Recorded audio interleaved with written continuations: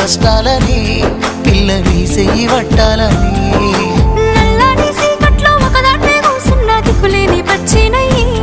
బావా నువ్వెప్పుడొస్తావని ఏళ్ళైపోతుంది పిల్ల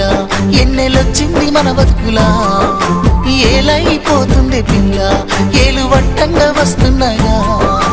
ఇన్నాళ్ళ ఎడబాటు ఎడబాసిపోతుందిలే ఈ సీనయ్య గుంటున్నదే సినదారా నీ కోసము ఈ దూరాన్ని చెరుపుతూ తీరాల తెగిరింది అందాల ఈ మానవు ఓ బావా చూస్తున్నా